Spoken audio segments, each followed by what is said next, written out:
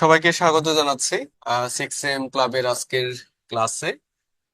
আমি রাকিবুল হাসান। আজকে আমাদের যে বিষয়টা নিয়ে আমরা কথা বলবো সেটি হচ্ছে সমাসের দ্বিতীয় পর্ব নিয়ে। তো এখানে আজকের ক্লাসে আমাদের আহ, কিছু বিভ্রান্তি যেটা নিয়ে বিভিন্ন আলোচনা সমালোচনা হয়, কিছু উদাহরণ, সেগুলো নিয়েও হচ্ছে আমরা কথা বলবো। তো আমার কথা শোনা যাচ্ছে তো, তাই না? স্পষ্ট স্পষ্ট শুনতে পাচ্ছি। তো অনেকেই রাতে খেলা দেখেছি। আহ খেলা দেখে আসলে হচ্ছে আমাদের হচ্ছে মন ক্লান্ত, অবশ্রান্ত দেহ। তো সেই জায়গা থেকে আবার পড়াশোনা করার জন্য আসছি। সবকিছুই আসলে হচ্ছে ব্যালেন্স করতে হচ্ছে। হ্যাঁ, এই ব্যালেন্স করার নামই আসলে জীবন। তো যাই হোক, সব মিলিয়ে হচ্ছে খেলা দেখেছি নিশ্চয়ই। সকালের যে আমাদের প্রার্থনা, সে প্রার্থনাও নিশ্চয়ই করেছি। তো কারণ নিজের মানসিক প্রশান্তির জন্য, আত্মিক প্রশান্তির জন্য হচ্ছে প্রার্থনা এটা গুরুত্বপূর্ণ একটা ব্যাপার। সো সবকিছুই করব, পাশাপাশি প্রার্থনা যেন মিস না হয় আর কি। তো আমরা শুরু করি আমাদের আজকের আলাপ। আমাদের আজকের আলাপে আমরা হচ্ছে সমাসের দ্বিতীয় পর্ব নিয়ে কথা বলবো। আমরা বলেছিলাম যে আমরা আজকে মূলত দুটো সমাস নিয়ে কথা বলবো, একটি হচ্ছে তৎপুরুষ সমাস, আর একটি হচ্ছে কোনটা মনে আছে? আরেকটা কোনটা? আরেকটা হচ্ছে বহুব্রীহি সমাস। ওকে, এই দুটো সমাসের বিস্তারিত আলোচনা আমাদের আজকে থাকবে। পাশাপাশি আমরা কিছু প্রশ্নের উত্তর খুঁজবো, যেগুলো নিয়ে আমাদের প্রায় বিভিন্ন ধরনের বিভ্রান্তি হয়, সেই ধরনের বিষয়গুলো নিয়ে আর কি। ঠিক আছে? ওকে, তো আমরা আলোচনায় চলে যাই। আমরা গত কালকে আমরা সমাসের প্রশ্ন বিশ্লেষণে দেখেছিলাম, বিশেষ করে বাংলাদেশ সিভিল সার্ভিসের। তো আমাদের এখানে যারা আছি প্রত্যেকেই তো মানে একটা স্বপ্ন আমাদের, সেটা হচ্ছে যে আমরা বাংলাদেশ সিভিল সার্ভিস, আমরা হচ্ছে বিসিএস এ যোগদান করব, তাই না?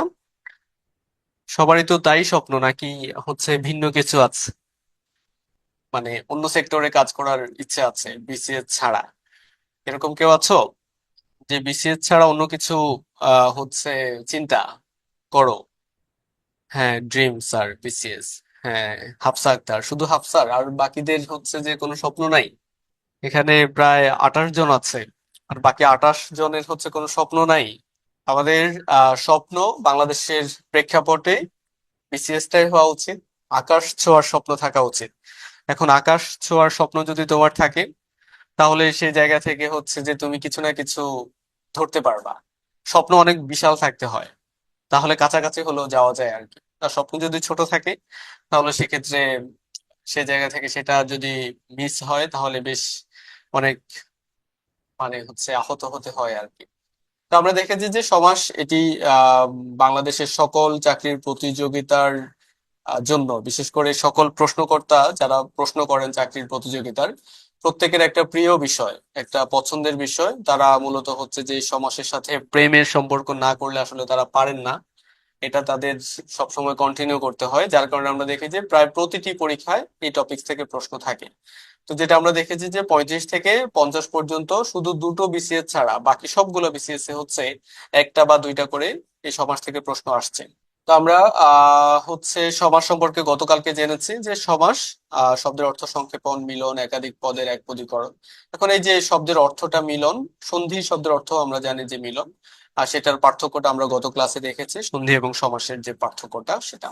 সমাসের সংজ্ঞায় আমরা যে বিষয়টা জানি সেটি হচ্ছে যে একাধিক পদের এক পদীকরণ। তো সেই ক্ষেত্রেও আমরা গত ক্লাসে দেখেছি যে একাধিক পদের এক পদীকরণ ব্যাপারটা এক কথায় প্রকাশও হয়। তো এক কথায় প্রকাশের সাথে সমাসের যে পার্থক্যটা, সেটাও হচ্ছে যে আমরা বুঝতে পেরেছি গত ক্লাসে। তো সমাসের রীতি সংস্কৃত ভাষা থেকে এসেছে। শুধু সমাসের রীতি না, বাংলা ব্যাকরণের প্রায় বেশিরভাগ রীতি বা বেশিরভাগ বিষয়ই হচ্ছে যে সংস্কৃত থেকে আসা। আমরা বলতে পারি যে যতটা না বাংলা ব্যাকরণ, আমাদের ব্যাকরণটা তার থেকে বড় বেশি হচ্ছে সংস্কৃত ব্যাকরণ। যার কারণে আমাদের ব্যাকরণের ব্যাপারটা হচ্ছে যে বিশেষ করে বাংলা ব্যাকরণের বিষয়গুলো আমাদের অনেক বিদঘুটে মনে হয় এবং হচ্ছে দুর্বোধ্য ঠেকে আর কি। চোখ খুলে ক্লাসে জয়েন করলাম, ধন্যবাদ প্রীতি রানী দত্ত, অনেক অনেক ধন্যবাদ। ওকে, আচ্ছা, তোমার জন্য অনেক শুভকামনা, অনেক দোয়া করছি। ওকে, তো সমাসের প্রকারভেদ এটা নিয়ে আমরা গত ক্লাসে আলোচনা করেছি। আমরা জানি যে সমাস প্রধানত 6 প্রকার, যেটা সবচেয়ে বেশি প্রতিষ্ঠিত মত। তো গত ক্লাসে আমরা মূলত হচ্ছে এই বিষয়টা একটু খোলাসা করি নাই। সেটা হচ্ছে যে সমাসের প্রকারভেদ নিয়ে আমাদের যে মানে বিশেষ করে চাকরির প্রার্থীরা যে দুটো বইকে তাদের রেফারেন্স বই হিসাবে পড়ে, একটি হচ্ছে নতুন যে ব্যাকরণ বইটা নবম দশম শ্রেণীর, আর একটা হচ্ছে যে পুরাতনটা।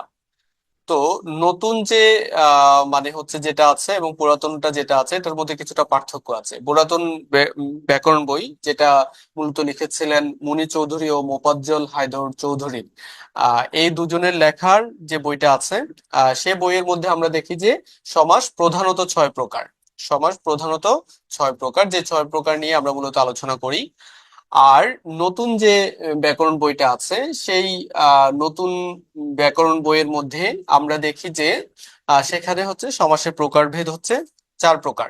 মূলত পুরাতন বইয়ের যে 6 প্রকার, এখান থেকে মূলত যে দুটো সমাসকে বাদ দেওয়া হয়েছে, একটি হচ্ছে দ্বিগু সমাসকে বাদ দেওয়া হয়েছে, এখানে বাদ দেওয়া হয়েছে দ্বিগুটাকে, আরেকটা হচ্ছে তোমার অব্যয়ী ভাব সমাসকে বাদ দেওয়া হয়েছে। ওকে, তো আমাদের যদি প্রশ্ন পরীক্ষায় থাকে যে সমাস কত প্রকার, সমাস মোট কত প্রকার, সমাস প্রধানত কত প্রকার, এ ধরনের প্রশ্ন যদি থাকে, তাহলে সেই ক্ষেত্রে হচ্ছে আমরা কোনটা অ্যান্সার করব, 4 নাকি 6? কমেন্ট করি তো। একটু তোমাদের জানাটা বলো, 4 অ্যান্সার করব নাকি 6 অ্যান্সার করব? 6 নাহিদা আক্তার আরুনি 6টা অ্যান্সার করব, 4 অ্যান্সার করব সুমি, শুভ 4 অ্যান্সার করব, হাফসা আক্তার। ওকে, বাকিরা? ওকে, নিপা সরকার, হ্যাঁ, 4 অ্যান্সার করব। ওকে, আচ্ছা। তো সে জায়গা থেকে আমি বলবো যে এই ধরনের মানে হচ্ছে যে প্রশ্নগুলা, সেগুলা আসলে হচ্ছে যে প্রশ্নকর্তা যিনি, তিনি কোন বই থেকে প্রশ্নটা করেছেন সেটা আসলে যদি আমি বুঝতে পারি, তাহলে সেক্ষেত্রে 4 অ্যান্সার করতে পারি অথবা 6 অ্যান্সার করতে পারি। আর যদি সেটা বুঝতে না পারি, তাহলে সেক্ষেত্রে হচ্ছে যে আমি বলবো যে হচ্ছে না অ্যান্সার করার জন্য। হ্যাঁ, কিছু কিছু বিষয় ছেড়ে দিতে হয়। আহ আর যদি হচ্ছে মানে একান্তই আমার ইচ্ছা হচ্ছে আনন্দের ঠেলায় আমি হচ্ছে অ্যান্সার করি, তাহলে সেই জায়গা থেকে হচ্ছে যে আমি 4টা অ্যান্সার করব। কারণ 4-এর ব্যাপারে দুটো মতামত আমরা পাই। একটি হচ্ছে যে আমাদের নতুন যে ব্যাকরণ বইটা আছে সেটাতে, পাশাপাশি হচ্ছে আমাদের যে বাংলা একাডেমি প্রণীত প্রমিত বাংলা ব্যবহারিক যে ব্যাকরণটা আছে, হ্যাঁ, প্রমিত বাংলা ব্যবহারিক যে ব্যাকরণটা আছে, আহ ব্যবহারিক যে ব্যাকরণটা আছে সেখানে মূলত হচ্ছে ব্যবহারিক ব্যাকরণ যেটা আছে সেখানে মূলত হচ্ছে তোমার সমাসের প্রকারভেদ 4টি দেখানো হয়েছে। সেই জায়গা থেকে আমি 4টি অ্যান্সার করব। বোঝা গেল কথা? বুঝতে পেরেছে? ক্লিয়ার? Yes or no? বুঝছি বিষয়গুলা নাকি ভেজাল আছে কোনটা? তানজিম, বুঝতে পেরেছি। নাহিদা আক্তার আরুনি, ওকে, খুব ভালো। আচ্ছা, এবার আমরা আমাদের মূল আলোচনায় চলে যাই। আমাদের মূল আলোচনা হচ্ছে আজকে তৎপুরুষ সমাস। আমরা আজকে পুরুষ নিয়ে আলোচনা করব, তাই না? আর একটা হচ্ছে বহুব্রীহি। হ্যাঁ, বহুব্রীহি সমাস, এই দুটো বিষয় নিয়ে আমরা আজকে আলোচনা করব। পাশাপাশি আমরা অনেক মজার মজার কিছু বিষয় জানবো, যেগুলো নিয়ে আমাদের অনেক অনেক আলোচনা সমালোচনা হয় আর কি। সামাজিক যোগাযোগ মাধ্যমে হচ্ছে যে পক্ষ বিপক্ষ শক্তি তৈরি হয়। তো যাই হোক, আমরা হচ্ছে তৎপুরুষ সমাস নিয়ে কথা বলি। আমরা জানি যে তৎপুরুষ সমাসের যে সংজ্ঞাটা, সেটা কি?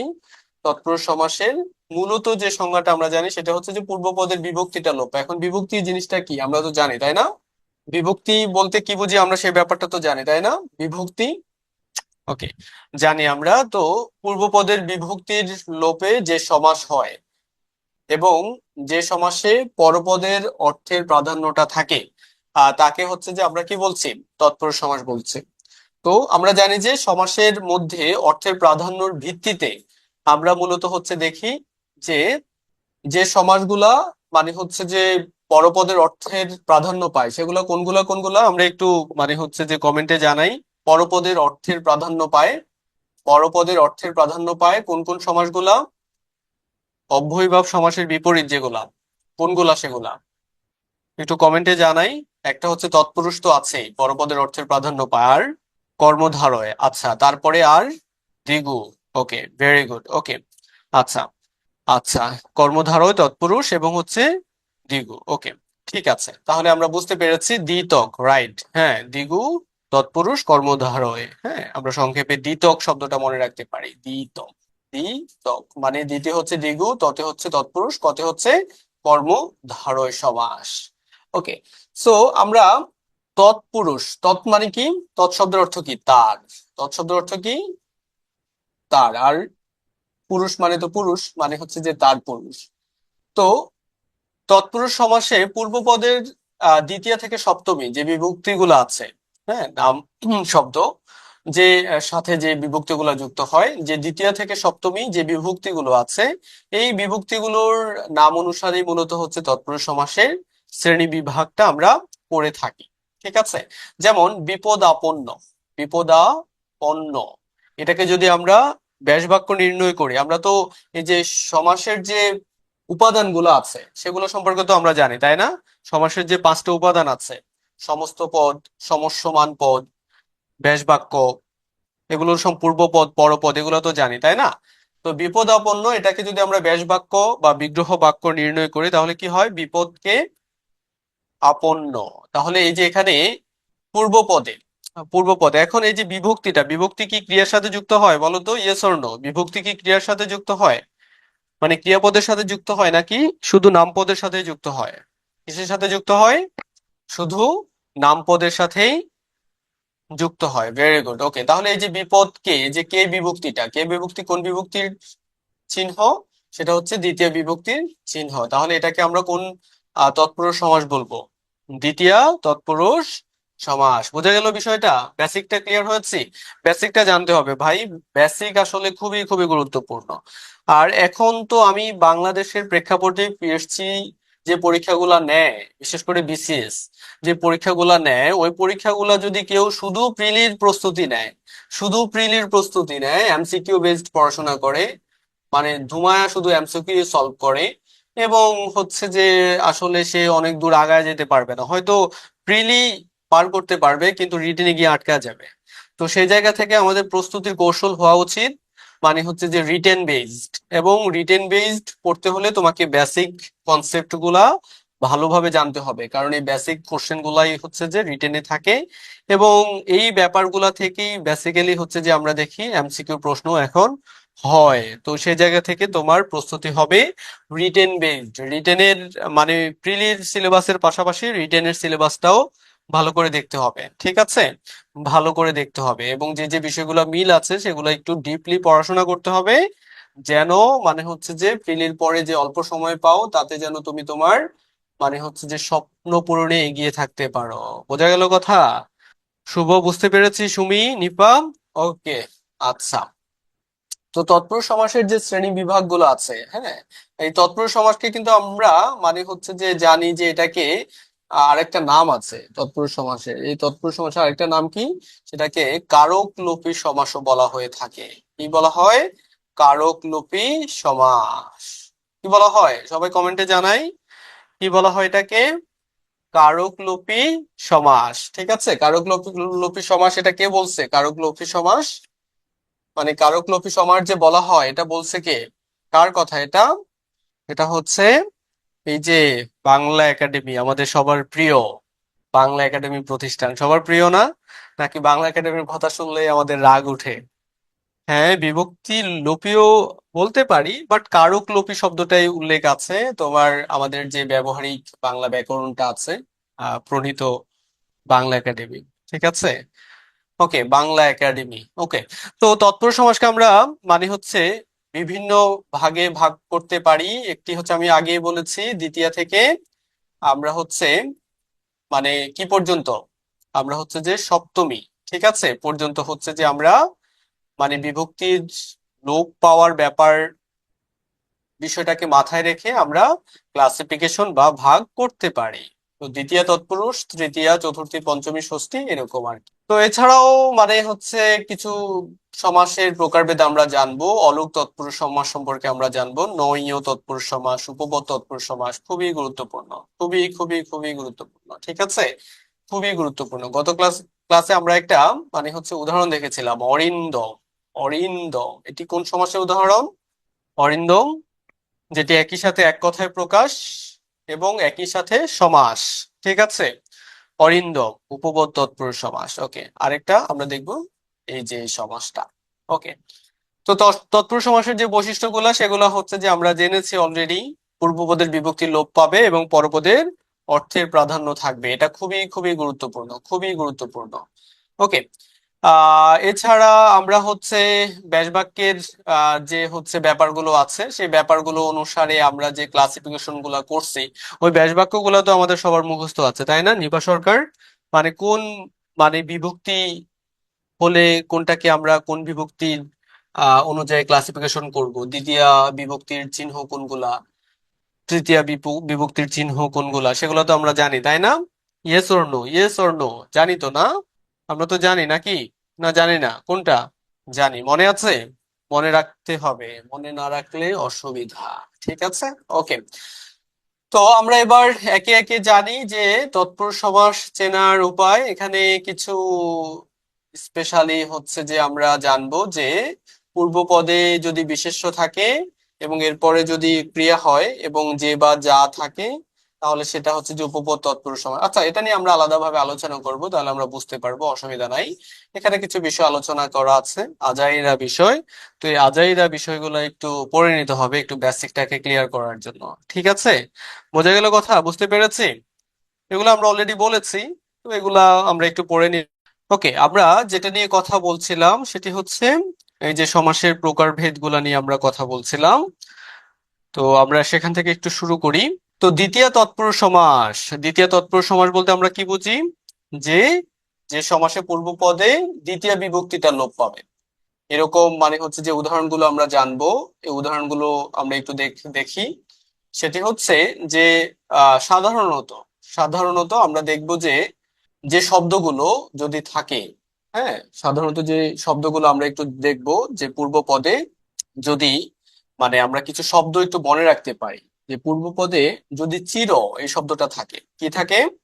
চির শব্দটা যদি থাকে, বেশিরভাগ ক্ষেত্রে তাই হয়। যদি পূর্ব পদে চির শব্দটা থাকে তাহলে সেক্ষেত্রে বুঝতে হবে সেটা কি দ্বিতীয় তৎপুরুষ সমাস। ঠিক আছে, পাশাপাশি পরপদে যদি স্থায়ী শব্দটা থাকে, কি থাকে? স্থায়ী। ঠিক আছে, স্থায়ী। পূর্বপদে চির এবং পরপদে যদি স্থায়ী শব্দটা থাকে, তাহলে সেক্ষেত্রে আমরা হচ্ছে বুঝবো সেটা কি দ্বিতীয় তৎপুরুষ সমাস। পাশাপাশি আরো কিছু শব্দ, যেমন প্রাপ্ত, আশ্রিত, সংক্রান্ত, গত, অতীত, আপন্ন, প্রবিষ্ট, হ্যাঁ, এই শব্দগুলো যদি হচ্ছে থাকে, তাহলে সেক্ষেত্রে কোথায় থাকে? পরপদে যদি থাকে, সেক্ষেত্রে সেটা হবে দ্বিতীয় তৎপুরুষ সমাস। ঠিক আছে, তাহলে আমি কয়েকটা উদাহরণ দিই তোমাদেরকে। যেমন ধরো আমি বললাম যে চির দুঃখী, তাহলে এটা কোন সমাস হবে? চির শব্দটা আছে পূর্ব পদে, পূর্ব পদে চির আছে, কোন সমাস হবে কমেন্টে জানাও। কোন কোন সমাস হবে কমেন্টে জানাও। শুনতে পাচ্ছ আমাকে? দ্বিতীয়া, ওকে। মাত্র দুজন, হ্যাঁ।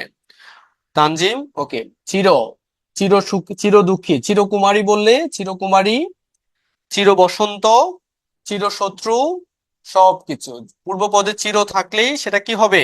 তৃতীয়া তৎপুরুষ সমাস হবে। আর যদি হচ্ছে আমি যদি বলি দীর্ঘস্থায়ী, ক্ষণস্থায়ী, অর্থাৎ পরপদে যদি স্থায়ী থাকে তাহলে সেক্ষেত্রে কি হবে? দ্বিতীয় তৎপুরুষ সমাস হবে। আর যদি প্রাপ্ত থাকে, আশ্রিত থাকে, দ্বিতীয় তৎপুরুষ সমাস হবে। যেমন সাহায্য প্রাপ্ত, যেমন হচ্ছে আমি যদি বলি হচ্ছে পুরস্কার প্রাপ্ত। ঠিক আছে, সুযোগ প্রাপ্ত। ওকে, বোঝা গেল কথা? ওকে। হ্যাঁ, ব্যাপ্তি অর্থেও দ্বিতীয় তৎপুরুষ সমাস হয়। হ্যাঁ, মানে যেগুলো ব্যাপ্তি অর্থ দিচ্ছে, যেমন চিরসুখী, চিরস্থায়ী, এগুলো মূলত ব্যাপ্তি অর্থ দেয় বা ব্যাপিয়া অর্থ দেয়। ঠিক আছে, ওকে। তাহলে দ্বিতীয় তৎপুরুষ সমাজ বুঝেছি, তাই না? ইয়েস অর নো, বুঝতে পেরেছি দ্বিতীয় তৎপুরুষ? দ্বিতীয় তৎপুরুষ বুঝতে পেরেছি। তৃতীয় তৎপুরুষ, পূর্ব পদে তৃতীয় বিভক্তি লোপ পাবে, পূর্ব পদে পূর্ব পদে তৃতীয় বিভক্তি লোপ পাবে, তো তাহলে সেটা তৃতীয় তৎপুরুষ সমাস হবে, তাই না? তো তৃতীয় তৎপুরুষ সমাসের উদাহরণ হিসাবে আমরা জানি কি হলো তৃতীয় বিভক্তি কোনগুলা? বলো তো, কমেন্টে জানাও তৃতীয় বিভক্তি কোনগুলা। তৃতীয় বিভক্তি হচ্ছে দ্বারা, তারপর হচ্ছে কি দিয়ে, তারপর হচ্ছে কর্তৃক। ঠিক আছে, দ্বারা, দিয়ে, এবং হচ্ছে কি কর্তৃক। ঠিক আছে, দ্বারা, দিয়ে, কর্তৃক। ঠিক আছে, ওকে। তো কয়েকটা দেখি তোমাদের মধ্য থেকে কয়েকজন কয়েকটা উদাহরণ লেখো তো, আমি একটু দেখি যে তৃতীয় তৎপুরুষ সমাসের কয়েকটা উদাহরণ লেখো। হ্যাঁ, তৃতীয় তৎপুরুষ সমাসের কয়েকটা উদাহরণ লেখো। হ্যাঁ, ভেরি গুড, ওকে। আচ্ছা, তাহলে তৃতীয় তৎপুরুষ সমাসে মানে হচ্ছে কয়েকটা উদাহরণ আমরা জেনেছি। তো তারপর আমরা কিছু বিষয় মনে রাখবো। হ্যাঁ, ভেরি গুড, ওকে, খুবই ভালো। শ্রমলব্ধ, এটি কোন সমাস? তৃতীয় তৎপুরুষ সমাস, তাই না? শ্রমলব্ধ মানে কি? শ্রম ধারা লব্ধ। মধু মাখা, মধু, মধু ধারা মাখা। ঠিক আছে, অর্থাৎ পূর্বপদে দ্বিতীয় তৃতীয় বিভক্তি লোপ পেয়ে ধারা দিয়ে কর্তৃক লোপ পেয়ে যে সমাস হবে সেটাকে আমরা বলবো তৃতীয় তৎপুরুষ সমাস। ঠিক আছে, বোঝা গেল কথা? বুঝতে পেরেছি? ওকে। তো আমরা কিছু বিষয় দেখি যে যেরকম ভাবে আমরা দ্বিতীয় তৎপুরুষ সমাসের ক্ষেত্রে দেখেছি, সেটি হচ্ছে যে আমরা দেখেছি যে পূর্বপদে যদি চির যদি থাকে তাহলে সেটা দ্বিতীয় তৎপুরুষ সমাস হয়। ঠিক তেমনি ভাবে আমরা যদি দেখি তৃতীয় তৎপুরুষ সমাসের ক্ষেত্রে পরপদে হীন শব্দটা দেখি, তারপর যদি দেখি শূন্য, শূন্য শব্দটা দেখি, তারপর যদি দেখি কম শব্দটা, তারপরে যদি হচ্ছে যে উনো শব্দটা দেখি, তাহলে সেই জায়গা থেকে সেটা কোন সমাস হবে? তৃতীয় তৎপুরুষ সমাস হবে। যেমন ধরো আমি বললাম যে জ্ঞানহীন, ঠিক আছে? যদি আমি বলি হচ্ছে যে বিদ্যাহীন, জ্ঞান শূন্য, তাহলে সেক্ষেত্রে সেগুলো কোন সমাস? তৃতীয় তৎপুরুষ সমাস। ঠিক আছে, ওকে, বোঝা গেল কথা? বুঝতে পেরেছি? বুঝতে পেরেছি। একই রকম ভাবে পূর্বপদে যদি আমরা উপকরণ, মানে কোনো একটা উপকরণ বাচক যদি কোনো ধাতু থাকে, হ্যাঁ, উপকরণ বাচক, মানে হচ্ছে যে সেটা অবশ্যই বিশেষ্য পদ হবে। সেটা যদি থাকে সেটাও সেক্ষেত্রেও সেটা তৃতীয় তৎপুরুষ সমাস হবে। যেমন ধরো আমি বললাম যে কোনো একটা ধাতুর নাম দিয়ে কি হতে পারে, কি হতে পারে? যেমন তোমরা বলো, যেমন আমি বলি হচ্ছে যে একটা পরিচিত শব্দ বলি, হীরক খচিত। হ্যাঁ, হীরক খচিত, তাহলে এই যে দেখো পূর্বপদে একটা মানে হচ্ছে কি আছে? উপকরণ বাচক একটা মানে হচ্ছে একটা ধাতু। ঠিক আছে, তার মানে পূর্ব পদে যদি হচ্ছে এরকম উপকরণ থাকে এবং সেটা যদি কোনো একটা ধাতু পদার্থ হয়, সেই জায়গা থেকে সেটা কি হবে? তৃতীয় তৎপুরুষ সমাস হবে। ঠিক আছে, তাহলে হীরক খচিত এটার ব্যাস বাক্য কি হবে বেঞ্জামিন? হীরক খচিত, হীরক খচিত এটার ব্যাস বাক্য কি হবে? বিগ্রহ বাক্য কি হবে? হীরক ধারা খচিত। একই রকম ভাবে আমি যদি বলি রত্ন শোভিত, রত্ন শোভিত, রত্ন ধারা শোভিত। বোঝা গেল কথা? বুঝতে পেরেছি? বুঝতে পেরেছি, ওকে। আচ্ছা, চতুর্থী তৎপুরুষ সমাস আমরা জানি যে চতুর্থী তৎপুরুষ সমাস হচ্ছে পূর্বপদে চতুর্থী বিভক্তি যদি লোপ পায় তাহলে সেক্ষেত্রে সেটা চতুর্থী তৎপুরুষ সমাস হয়। আমরা জানি যে চতুর্থী বিভক্তির চিহ্ন কোনগুলা, কোনগুলা? কমেন্টে জানাই কে? বেঞ্জামিন, কমেন্টে কমেন্ট করি যে চতুর্থী বিভক্তির চিহ্ন কোনগুলা? কে, জন্য, তারপর হচ্ছে নিমিত্ত, তাই না? কে, জন্য, নিমিত্ত। ঠিক আছে, ওকে, এগুলো কে, জন্য, নিমিত্ত। ওকে, আচ্ছা, তাহলে এগুলো যদি লোপ পায়, যেমন আমি যদি বলি রান্নাঘর, সেটা কি হবে? যদি মানে হচ্ছে যে যদি বলি রান্নাঘর, এটি কোন সমাস হবে? রান্নাঘর চতুর্থী তৎপুরুষ সমাস। ঠিক আছে, চতুর্থী তৎপুরুষ সমাসের অন্য একটা নাম আছে, সেটাকে বলা হয় সম্প্রদান তৎপুরুষও বলা হয়ে থাকে। হ্যাঁ, সম্প্রদান তৎপুরুষ বলা হয়ে থাকে। ঠিক আছে, সম্প্রদান তৎপুরুষ বলা হয়ে থাকে।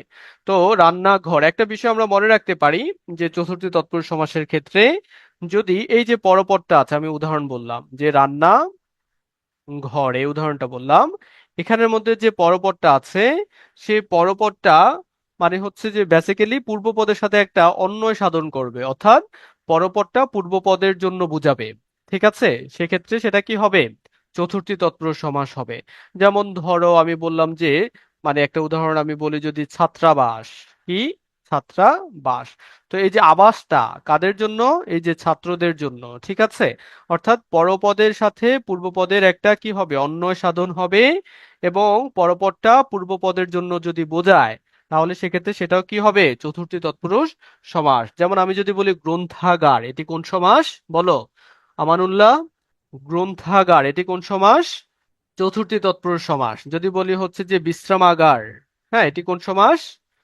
চতুর্থী তৎপুরুষ সমাস। বোঝা গেল? বুঝতে পেরেছি? ক্লিয়ার? Yes or no?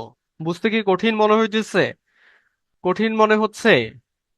বুঝতে অসুবিধা হচ্ছে নাকি ভেজাল আছে, কোনটা? অসুবিধা হচ্ছে? বুঝতে কি অসুবিধা হচ্ছে হাফসা? ওকে, পঞ্চমী তৎপুরুষ সমাস, পঞ্চমী তৎপুরুষ সমাস, পঞ্চমী, ঠিক আছে। তো পঞ্চমী তৎপুরুষ সমাসে আমরা জানি যে পঞ্চমী বিভক্তি, পঞ্চমী বিভক্তি কোনগুলা? পঞ্চমী বিভক্তি কোনগুলা? হতে থেকে চে, ঠিক আছে, হতে হতে থেকে চে। ওকে। আচ্ছা, মূলত পঞ্চমী তৎপুরুষ সমাসে আমরা দেখব যে ওই যে অপাদান কারকে যে ব্যাপারগুলো দেখেছি না আমরা, অপাদান কারকে যে বিষয়গুলো দেখেছি, যে যা থেকে কোনো কিছু জাত, আগত, ভীত, গৃহীত, বিরত, মুক্ত, তাই না, উত্তীর্ণ, পালানো ইত্যাদি বুঝায়, তাহলে সেটা হচ্ছে যে অপাদান কারক। তো এই অপাদান কারকের ব্যাপারটা হচ্ছে যে আমরা মানে হচ্ছে পঞ্চমী তৎপুরুষ সমাসে দেখব। অর্থাৎ পূর্ব পদে মানে হচ্ছে যে কি বোঝাবে, কোনো কিছু জাত, বিরত, আগত, ভীত, গৃহীত, মুক্ত, উত্তীর্ণ ইত্যাদি বোঝাবে। বোঝা গেল কথা? বুঝতে পেরেছি? বুঝতে পেরেছি। অপাদান কারকের যে ব্যাপারগুলো আছে সেগুলো পঞ্চমী তৎপুরুষ সমাসের ক্ষেত্রে হয়, ঠিক আছে। আরেকটা বিষয় যেটা, সেটা হচ্ছে আমরা দেখব যে পঞ্চমী তৎপুরুষ সমাস আমরা যেটা অপাদান কারকের ক্ষেত্র দেখেছিলাম, সেটি হচ্ছে যে যদি মানে কোনো কিছু মানে বিয়োগ হয়, কোনো কিছু, হ্যাঁ, কোনো কিছু যদি বিয়োগ হয়, মানে হচ্ছে যে একটা জায়গা থেকে আরেকটা জায়গায় চলে যায়, বিয়োগ হয়, তাহলে সেক্ষেত্রে সেটা কোন সমাস হবে? পঞ্চমী তৎপুরুষ সমাস হবে। এটাই একটু মনে রাখো, তাহলে তোমাদের জন্য সুবিধা হবে। যেমন ধরো এখানে একটা শব্দ আছে, বিলাত ফেরত, স্কুল পালানো, তাহলে দেখো স্কুল থেকে পালানো, এটা একটা বিয়োগ হয়েছে, তাই না? স্কুল থেকে সে পালিয়ে গেছে, তার মানে একটা মাইনাস হয়েছে। তাহলে এই মাইনাস যদি বোঝায়, তাহলে সেক্ষেত্রে সেটা কি হবে? পঞ্চমী তৎপুরুষ সমাস হবে। বোঝা গেল কথা? ওকে। এছাড়াও আমরা মনে রাখতে পারি যে পরপদে যদি মানে হচ্ছে যে পরপদে যদি হচ্ছে যে তোমার ওই যে বললাম যে জাত, বিচ্যুত, ভ্রষ্ট, হ্যাঁ, ভয়, এই শব্দগুলা থাকে, ছুট, এই শব্দগুলা থাকে, তাহলে সেক্ষেত্রে সেটা হবে পঞ্চমী তৎপুরুষ সমাস। ওকে। ষষ্ঠী তৎপুরুষ সমাস। ষষ্ঠী আমরা জানি যে ষষ্ঠী বিভক্তি হচ্ছে এর র এর পূর্বপদে এর লোপ পেয়ে মানে চলে গিয়ে যদি যে সমাসটা হবে সেটাকে আমরা বলি ষষ্ঠী তৎপুরুষ সমাস, ঠিক আছে। এবং ষষ্ঠী তৎপুরুষ সমাসে আমরা একটা ব্যাপার পাবো, সেটি হচ্ছে যে ষষ্ঠী তৎপুরুষ সমাসের যে পূর্বপদ এবং পরপদ আছে, এই পূর্বপদ এবং পরপদের সাথে একটা গভীর সম্পর্ক থাকবে, একটা গভীর সম্পর্ক থাকবে। বোঝা গেল কথা? বুঝতে পেরেছি? হ্যাঁ, বিয়োগটা নতুন জানলাম। হ্যাঁ, এটা একটা মানে একটা ভালো কৌশল হইতে পারে একটু অল্প সময়ে মানে সমাস চিহ্নিতকরণের ক্ষেত্রে আর কি। তো পূর্বপদ এবং পরপদের মধ্যে একটা সম্পর্ক থাকবে কোন সমাসে? ষষ্ঠী তৎপুরুষ সমাসে, যেটাকে আমরা মানে হচ্ছে যে মনে রাখতে পারি এক্ষেত্রে যে সম্বন্ধ তৎপুরুষ নামেও আমরা মনে রাখতে পারি। কি রাখতে পারি?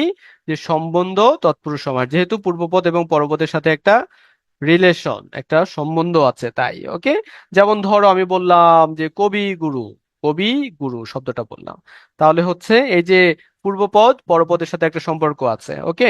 কবিদের গুরু। যদি বলি হচ্ছে যে তোমার খেয়া ঘাট, কি খেয়া ঘাট, তাহলে হচ্ছে যে ঘাটের সাথে খেয়ার একটা সম্পর্ক আছে। বোঝা গেল কথা? বুঝতে পারছি? বুঝতে পারছি নাকি ভেজাল আছে? বুঝতে পেরেছি ষষ্ঠী তৎপুরুষ সমাস? বুঝতে পেরেছি। আর এই বিষয়গুলো একটু দেখে নেব। মানে হচ্ছে ষষ্ঠী তৎপুরুষ সমাসের যে ব্যাপারগুলো আছে, যে রাজা থাকলে হচ্ছে রাজা শব্দটা মানে পরে থাকলে আগে বসে, এই ব্যাপারগুলো একটু পড়ে নেব কয়েকবার, এগুলো প্র্যাকটিস করলেই আমরা হচ্ছে পেরে যাব, ঠিক আছে। অসুবিধা নাই, আমরা খুবই ভালো পারবো।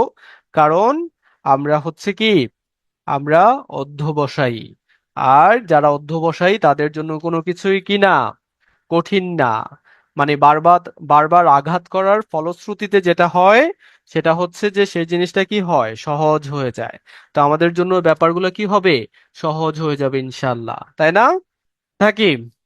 বিশ্বাস আছে তো, তাই না? বিশ্বাস রাখো বুকের ভেতর, প্রত্যয় অনুভবে, স্বপ্ন জয়ের যুদ্ধে জয়ী তোমরাই হবে। ঠিক আছে ইনশাআল্লাহ। ওকে। বোঝা গেল কথা? এই পথে যেহেতু আমরা নেমেছি, এটার শেষটা দেখে আমরা ছাড়বো। ওকে, ইনশাআল্লাহ। ওকে। সপ্তমী তৎপুরুষ সমাস। তো হ্যাঁ, উদ্ভাসের এই কথাটা, সপ্তমী তৎপুরুষ সমাস, সপ্তমী তৎপুরুষ সমাস আমরা জানি, সপ্তমী তৎপুরুষ সমাস কি কোন বিভক্তি লোপ পাবে সেখানে? সপ্তমী তৎপুরুষ সমাসে আমরা জানি যে সেখানে হচ্ছে কি লোপ পাবে? এই অন্তস্থ তে। ওকে। আচ্ছা, তাহলে এই অন্তস্থ তে লোপ পেয়ে যে সমাসটা হবে সেটা হচ্ছে সপ্তমী তৎপুরুষ সমাস। ওকে। আচ্ছা, একটা বিষয় আমরা সপ্তমী তৎপুরুষ সমাস থেকে মনে রাখতে পারি, সেটি হচ্ছে যে আমরা যে পরপদটা আছে, হ্যাঁ, পরপদ মানে উত্তরপদ যেটাকে আমরা বলি, এই পরপদে যদি আমরা হচ্ছে যে কোথায়, তারপর হচ্ছে যে কখন, তারপরে হচ্ছে যে কিসে, হ্যাঁ, ইত্যাদি, এই যে কোথায় কখন কিসে, এই মানে হচ্ছে কি বলে প্রশ্ন বোধক যে ব্যাপারগুলো আছে, এগুলা দিয়ে যদি প্রশ্ন করি, হ্যাঁ, কোথায় কখন কিসে ইত্যাদি ধারা যদি আমরা প্রশ্ন করি এবং প্রশ্নের যদি উত্তর পাওয়া যায়, তাহলে সেক্ষেত্রে কি হবে, কি হবে, কি হবে, সেটা সপ্তমী তৎপুরুষ সমাস হবে। ঠিক আছে, বোঝা গেল কথা? বুঝতে পেরেছি, বুঝতে পেরেছি, বুঝতে পেরেছি, বুঝতে পেরেছো? যেমন একটা উদাহরণ দেই, একটা উদাহরণ দেই, একটা উদাহরণ দেই, যেমন দানবীর শব্দটা বললাম, তিনি কিসে বীর? দানের দ্বারা বীর। ওকে, বোঝা গেল? এরকম আরো অনেক উদাহরণ আমরা পাবো, মাথা ব্যথা, বনভোজন ইত্যাদি অনেক উদাহরণ আমরা পাবো। বিশ্ব বিখ্যাত, ঠিক আছে, তাহলে হচ্ছে কিসে বিখ্যাত? বিশ্বে বিখ্যাত। ওকে, পাপে আসক্ত, কিসে আসক্ত? পাপে আসক্ত, পাপাসক্ত। ঠিক আছে, ওকে। তারপরে আমরা আসি আরেকটা বিষয়ে, সেটি হচ্ছে যে আমরা এটাও মনে রাখতে পারি সপ্তমী তৎপুরুষ সমাসের ক্ষেত্রে, যে পরপদে যদি পূর্ব শব্দটা থাকে, কি থাকে, পরপদে যদি পূর্ব শব্দটা থাকে, তাহলে সেক্ষেত্রে সেটাও হবে কি সপ্তমী তৎপুরুষ সমাস। যেমন হচ্ছে যে একটা উদাহরণ আমরা বলি, যেমন ধরো আমরা বললাম হচ্ছে কি বললাম, আমরা সবচেয়ে বেশি ব্যবহার করি এরকম একটা শব্দ, বলো তো, পূর্ব দিয়ে, হ্যাঁ মনে পড়েছে, ভূতপূর্ব, ভূতপূর্ব। তাহলে এই যে ভূতপূর্ব, পূর্ব যদি পরপদে থাকে, তাহলে সেটা মানে হচ্ছে যে চোখ বন্ধ করে কি হবে, কি হবে, সপ্তমী তৎপুরুষ সমাস হবে। বোঝা গেল কথা? বুঝতে পেরেছি? ওকে, বুঝতে পেরেছি। ওকে, তারপরে হচ্ছে যে আরেকটা বিষয় আছে, অলোক তৎপুরুষ সমাস। অলোক নামে আসলে মানে হচ্ছে আমরা জানি যে অলোক বা অলোপ যে সমাসটা বলা হয়, অলোক বলতে আসলে কোনো সমাস নাই। অলোক বলতে আমরা আসলে বুঝি যে পূর্বপদের বিভক্তি যদি লোপ না পায়, তাহলে সেক্ষেত্রে সেটা হচ্ছে যে অলোক সমাস হয়। সেক্ষেত্রে সেটা তৎপুরুষ সমাস হইতে পারে, বহুব্রীহি সমাসে হইতে পারে, দ্বন্দ্ব সমাসে হইতে পারে, তাই না? ওকে, তো আমরা দেখি যে এই যে শব্দগুলা, যে কিছু শব্দ আছে যে অলুক তৃতীয়া হইতে পারে, চতুর্থী হইতে পারে, পঞ্চমী হইতে পারে, মানে বিভক্তি অনুযায়ী আমরা দেখব যে সেটা কোন ক্লাসিফিকেশন আমরা ফেলতে পারি। তাহলে সেক্ষেত্রে যে উদাহরণগুলো আমরা মনে রাখবো, গোড়ার ডিম, রাইট মিতু, গোড়ার ডিম আমরা যে শব্দটা সবচেয়ে বেশি ব্যবহার করি, ঠিক আছে, গোড়ার ডিম। তারপরে রবীন্দ্রনাথের একটা বিখ্যাত উপন্যাস চোখের বালি, খুবই দারুণ একটা মনস্তাত্ত্বিক উপন্যাস, চোখের বালি, চোখের বালি, হ্যাঁ, সোনার তরী, রাইট, সোনার তরী, যাহা ছিল নিয়া গেল সোনার তরী। ঠিক আছে, চোখের বালি, সোনার তরী। তারপর হচ্ছে মামুর বাড়ির আবদার বলি না আমরা, মামার বাড়ি। ঠিক আছে, এই শব্দগুলা এগুলো হচ্ছে যে অলুক তৎপুরুষ সমাস। ঠিক আছে, বোঝা গেল? বোঝা গেল কথা? সোনার বাংলা, আমার সোনার বাংলা, আমি তোমায় কি ভালোবাসি, তাই না? সোনার বাংলাকে আমরা নিশ্চয়ই ভালোবাসি, তাই না?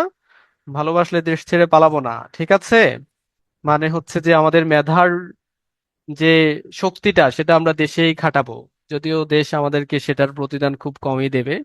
তো যাই হোক, অসুবিধা নাই। তারপরে হচ্ছে যে আমরা আমাদের যে কি বলে এটাকে, দায়িত্ব, কর্তব্য, সেটা আমরা পালন করব, তাই না? ঠিক আছে, বোঝা গেল কথা? বুঝতে পেরেছো? ওকে, তো আমরা এখন দেখব নয়ীয় তৎপুরুষ সমাস। তো নয়ীয় তৎপুরুষ সমাস এটা মানে কি? নয়ীয় তৎপুরুষ সমাস আমরা জানি যে যেটা দ্বারা মানে হচ্ছে যে না বাচক অব্যয়, না বাচক অব্যয়, ঠিক আছে, না বাচক অব্যয় যেগুলো আছে এগুলো একটু মনে রাখতে পারি আমরা। কোনগুলো আছে না বাচক অব্যয়, না অব্যয় কোনগুলো আছে, অব্যয় কোনগুলো আছে, যেমন অ দিয়ে, অনা, ঠিক আছে, উপসর্গ এগুলা, হ্যাঁ, বে, তারপরে বি, ঠিক আছে, তারপরে হচ্ছে না, নি, হ্যাঁ, এগুলা এগুলা দিয়ে মূলত না বাচক অর্থ বুঝায়। বোঝা গেল কথা? তো এই মানে হচ্ছে যে বিষয়গুলা যদি পূর্বপদে থাকে, পূর্বপদে যদি না বাচক অব্যয়গুলা থাকে, তখন সেটা কি হবে? নয়ীয় তৎপুরুষ সমাস হবে। বোঝা গেল কথা? যেমন তোমার প্রতি আমার অনেক অবিশ্বাস, ঠিক আছে, ছেলেরা মেয়েদেরকে অনেক বিশ্বাস করে নাকি অবিশ্বাস করে?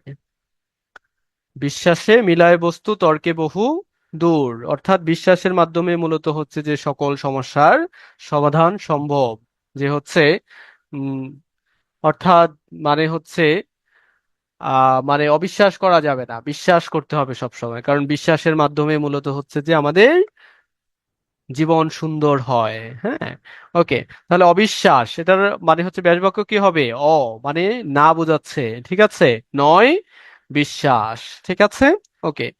নাতি দীর্ঘ আমরা যে বলি, তার মানে নয় অতি দীর্ঘ।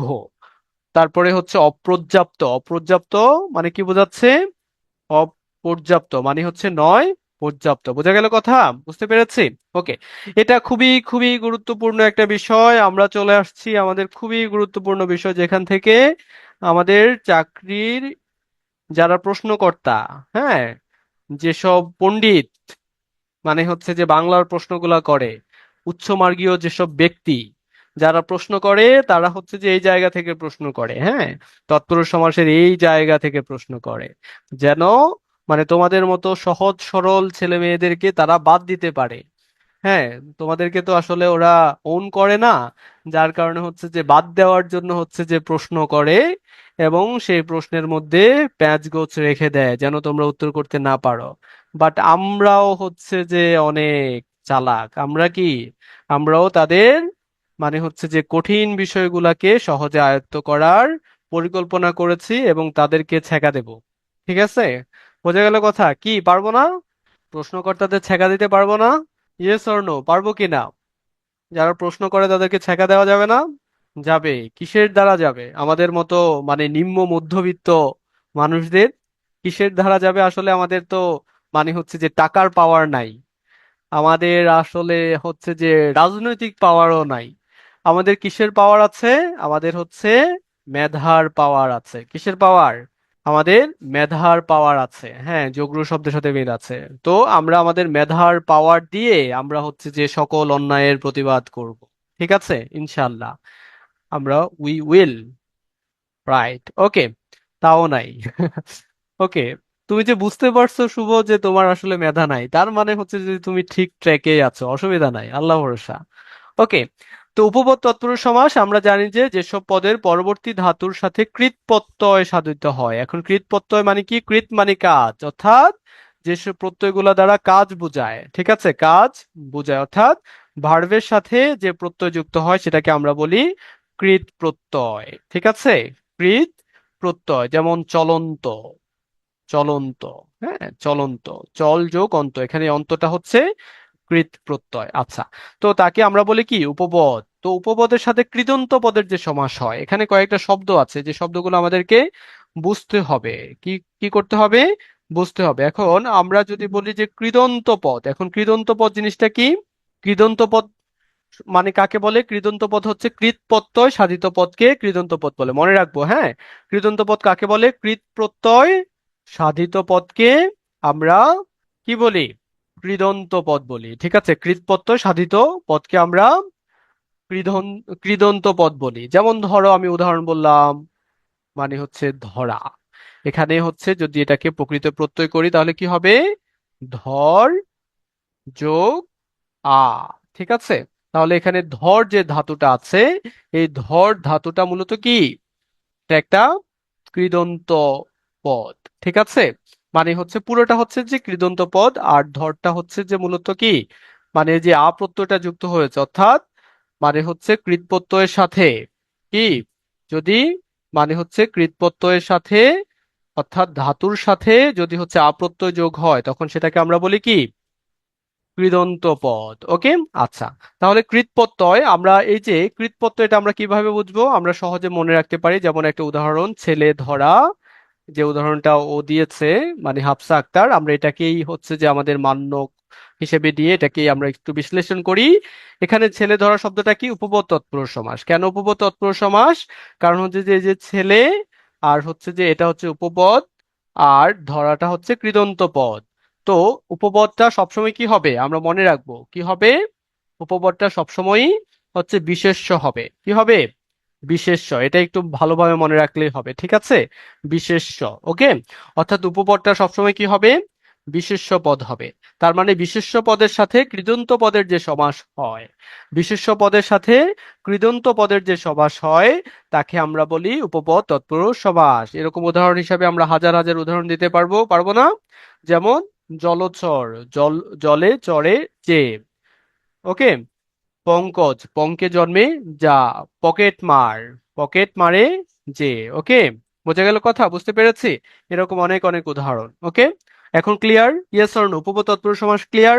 ক্লিয়ার কিনা? উপপদ তৎপুরুষ সমাস, কৃদন্ত পদ কাকে বলে সেটা ক্লিয়ার? এগুলো রিটেন পরীক্ষায় আসে, হ্যাঁ। উপপদ তৎপুরুষ সমাস কাকে বলে এই ধরনের প্রশ্ন পরীক্ষায় আসে, রিটেনে স্পেশালি। সো তৎপুরুষ সমাস থেকে এটা আমরা খুবই গুরুত্ব দিয়ে পড়বো, হ্যাঁ, এটা রিটেনে আসবে। তোমাদের 11 থেকে 14 গ্রেডের যে পরীক্ষাগুলো হয়, 11 থেকে 14 গ্রেডের যে পরীক্ষাগুলো হয়, সেখানে সমাজ থেকে বিভিন্ন ধরনের কোশ্চেন থাকে। তো সেই জায়গা থেকে উপপদ তৎপুরুষ সমাস কাকে বলে এই ধরনের প্রশ্ন আসতে পারে, ওকে। উদাহরণসহ উপপদ তৎপুরুষ সমাসের শ্রেণী বিভাগ মানে হচ্ছে উদাহরণসহ সংজ্ঞা লেখো, এই ধরনের প্রশ্ন আসতে পারে। ওকে, আমরা এবার চলে আসি বহুব্রীহি। ব্রীহি মানে কি? ব্রীহি, বহুব্রীহি মানে হচ্ছে, ব্রীহি শব্দের অর্থ কি বলো? কমেন্টে জানাও। ঘুমায় গেছো নাকি? ঘুমাইলে চলবে না, আর্জেন্টিনা জিতে গেছে না? আর্জেন্টিনা জিতে গেছে না? তো সেই জায়গা থেকে ঘুমাইলে চলবে? তোমাদের প্রিয় দল, ওকে। বহুব্রীহি, বহুব্রীহি, ব্রীহি শব্দের অর্থ হচ্ছে ধান, ওকে। তো আমরা জানি যে বহুব্রীহি সমাস এর বিপরীত কোন সমাস? বলো তো দেখি। বহুব্রীহি সমাসের বিপরীত কোন সমাস? বহুব্রীহি সমাসের বিপরীত কোন সমাস? বহুব্রীহি সমাসের বিপরীত হচ্ছে দ্বন্দ্ব সমাস। Very good. দ্বন্দ্ব সমাসে উভয় পদ প্রধান, আর বহুব্রীহি সমাসে কোনো পদই প্রধান নয়। কোনো পদে প্রধান না হয়ে তৃতীয় কোনো অর্থ দেবে সেটা, ওকে। অর্থাৎ কোনো পদের অর্থের প্রাধান্যই থাকবে না, তৃতীয় কোনো অর্থ দেবে। তো আমরা জানি যে বহুব্রীহি সমাসে সাধারণত ব্যাস বাক্যে কি হয়? যার, যাতে, ওকে। তো বহুব্রীহি সমাসে অনেক প্রকার আছে, সেগুলো আমরা দেখব। আমরা কয়েকটা উদাহরণ দেখি, যেমন নীলকণ্ঠ। নীলকণ্ঠ কার, মানে হচ্ছে যে কার নাম মূলত নীলকণ্ঠ? নীলকণ্ঠ কার নাম বলো তো দেখি। নীলকণ্ঠ এটা কার নাম? শিবের নাম, ঠিক আছে। শিবকে, শিব হচ্ছে হিন্দু ধর্মের একজন দেবতা, মহাদেব, রাইট, মহাদেব। শিব হচ্ছে মূলত সৃষ্টি এবং রূপান্তরের দেবতা, তাই না? নীলকণ্ঠ, ঠিক আছে। ওকে, তো নীলকণ্ঠ, এটা নীল, এটার অর্থ দিচ্ছে না, কণ্ঠ এটার অর্থ দিচ্ছে না, তৃতীয় একটা অর্থ দিচ্ছে যেটা শিবকে বোঝাচ্ছে। তার মানে নীলকণ্ঠ যার, ওকে। কার নীলকণ্ঠ? শিবের, ওকে। বোঝা গেল কথা? বুঝতে পেরেছো? মহাকালের দেবতা, রাইট। মহাদেব মহাকালের দেবতা, রাইট, ওকে। ভেরি গুড, ওকে। আচ্ছা, তো আমরা নীলকণ্ঠ, নীলকণ্ঠ যার, ওকে, এরকম অনেক উদাহরণ আমরা পাবো। তো সেক্ষেত্রে হচ্ছে যে আমরা বহুব্রীহি সমাসে কখনো কখনো কিছু বিষয় পরিবর্তন হয়, ব্যাস বাক্যে শব্দগত কিছু পরিবর্তন হয়, সেগুলো এখানে লেখা আছে। এগুলো একটু ভালোভাবে, ভালোভাবে আমরা মুখস্থ করব, মুখস্থ না, ভালোভাবে একটু পড়ে নিলেই আমরা পেরে যাব, অসুবিধা নাই, ওকে। আচ্ছা, তো বহুব্রীহি সমাস এখানে বিষয়গুলো আছে, মানে হচ্ছে যে কিছু শব্দগত যে পরিবর্তন হয় সেই পরিবর্তনগুলা, ওকে। আচ্ছা, বহুব্রীহি সমাসের প্রকারভেদগুলো আমরা দেখি। প্রকারভেদ, অনেকগুলা প্রকারভেদ হতে পারে। একটি প্রকারভেদ আমরা পাচ্ছি সমানাধিকরণ বহুব্রীহি, সমানাধিকরণ বহুব্রীহি সমাস। একটি হচ্ছে ব্যাধিকরণ মধ্যপদলোপী সংখ্যাবাচক ব্যতিহার বহুব্রীহি, অলুক বহুব্রীহি সমাস, নয়ীয় বহুব্রীহি, প্রত্যয়ান্ত বহুব্রীহি, সহার্থক বহুব্রীহি, নিপাতনে সিদ্ধ বহুব্রীহি। মূলত হচ্ছে মানে এখান থেকে সবচেয়ে বেশি প্রশ্ন আসতে দেখি আমরা মূলত হচ্ছে ব্যতিহার বহুব্রীহি, সংখ্যাবাচক বহুব্রীহি। মূলত এটা থেকে এই ব্যাপারগুলো একটু ভালো করে মনে রাখলেই হবে, আর বহুব্রীহি সমাসের বিষয়গুলো একটু ভালোভাবে দেখলেই হবে। তো সমানাধিকরণ বহুব্রীহি মূলত আমরা কি বুঝবো? সমানাধিকরণ বহুব্রীহি হচ্ছে মূলত পূর্বপদ বিশেষ্য, বিশেষণও হতে পারে, অসুবিধা নাই। পূর্বপদ বিশেষ্য বা পরপদ বিশেষণ হলে, অথবা পূর্বপদ বিশেষণ পরপদ বিশেষ্য, অর্থাৎ এটা উল্টোটাও হইতে পারে। বিশেষণ বিশেষ্য হইতে পারে, আবার বিশেষ্য বিশেষণ হইতে পারে। সো সেই জায়গা থেকে যদি হয় তাহলে সেটাকে আমরা সমানাধিকরণ বহুব্রীহি বলবো। অর্থাৎ দুইটাই মানে হচ্ছে যে বিশেষ, মানে বিশেষ্য অথবা বিশেষণ, অথবা বিশেষণ অথবা বিশেষ্য হবে। ঠিক আছে, বোঝা গেল কথা? বুঝতে পেরেছি? বুঝতে পেরেছি, ওকে। অর্থাৎ আমরা এই স্ট্রাকচারটা মনে রাখবো: বিশেষণ যোগ বিশেষ্য, আবার হচ্ছে তোমার বিশেষ্য যোগ বিশেষণ। কয়েকটা উদাহরণ বলি তো দেখি, মানে এরকম কয়েকটা উদাহরণ বলি, মানে হচ্ছে বিশেষণ যোগ বিশেষ্য, এরকম কয়েকটা উদাহরণ বলি, বিশেষণ যোগ বিশেষ্য। বিশেষণ যোগ বিশেষ্য যেমন ধরো আমি বলতেছি হচ্ছে কি বলা যায়, হ্যাঁ, মানে হচ্ছে যে শ্রীকৃষ্ণের একটা নাম আছে না, পীতাম্বর। পীতাম্বর, হ্যাঁ, শ্রীকৃষ্ণের একটা নাম আছে পীতাম্বর। তো এই পীতাম্বর, পীতাম্বর শব্দটা আমরা দেখতে পাচ্ছি যে পূর্বপদে হচ্ছে যে কি বিশেষণ, এবং পরপদে হচ্ছে কি, পরপদ হচ্ছে বিশেষ্য। ওকে, বোঝা গেল কথা? ওকে। আবার একই রকম ভাবে আমি যদি বলি যে বিশেষ্য যোগ বিশেষণ এরকম, যেমন হচ্ছে যে কি বলতে পারি, লেজ কাটা স্বভাব, লেজ কাটা, লেজ কাটা। ওকে, আচ্ছা, ঠিক আছে। ওকে, বিশেষ্য বিশেষণ। ওকে, আচ্ছা, ওকে। ব্যাধিকরণ বহুব্রীহি, ব্যাধিকরণ বহুব্রীহি মূলত হচ্ছে যে আমরা মনে রাখবো যে ব্যাধিকরণ বহুব্রীহি হচ্ছে বিশেষ্য ও বিশেষ্য পদের মিলনে যে সমাস হয়, অর্থাৎ বিশেষ্য প্লাস বিশেষ্য। তো এরকম অনেকগুলা উদাহরণ আমরা পাবো, বিনা পানিতে যার, তারপর হচ্ছে বজ্র পানিতে যার, এই যে শিব সম্পর্কে, শিবের বিনা পানি, বজ্র পানিতে যার। অর্থাৎ ব্যাধিকরণ বহুব্রীহিতে আমরা দেখি যে শিবের নানান ব্যাপার আমরা সেখানে দেখবো, শিবের নানান ব্যাপার। মধ্যপদলোপী বহুব্রীহি সমাস, মধ্যপদলোপী বহুব্রীহি সমাস। তো মধ্যপদলোপী বহুব্রীহি সমাস মূলত কাকে বলে? যে বহুব্রীহি সমাসে ব্যাস বাক্যের ব্যাখ্যামূলক মধ্যপদটা লোপ পাবে তাকে মধ্যপদলোপী বহুব্রীহি সমাস বলে। যেমন আমরা যদি বলি হচ্ছে যে মধ্যপদলোপী বহুব্রীহি সমাসের যদি উদাহরণ বলি, তাহলে সেক্ষেত্রে কি বলা যায়? যেমন ধরো আমরা বলতে পারি হচ্ছে বিড়াল চোখী, বিড়াল চোখী মেয়ে, হ্যাঁ, বিড়াল চোখী, ঠিক আছে, বিড়াল চোখী। ওকে, কাজল চোখের মেয়ে, কাজল চোখের মেয়ে একটা কবিতা আছে তাই না?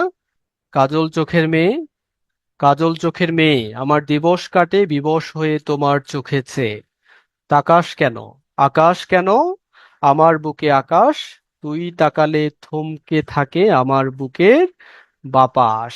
ঠিক আছে। তো বিড়াল চোখী, বিড়ালের চোখের ন্যায় চোখ যে নারীর, তাকে কি বলা হয়? বিড়াল চোখী। এটা হচ্ছে মধ্য পদলোপী কর্মধারয় সমাস। তো এখানে একটা ব্যাপার আছে যে মধ্য পদলোপী যে মানে বহুব্রীহি সমাস যেটা আছে, এই মধ্য পদলোপী বহুব্রীহি সমাসের, হ্যাঁ, সাদাত হোসাইন, রাইট।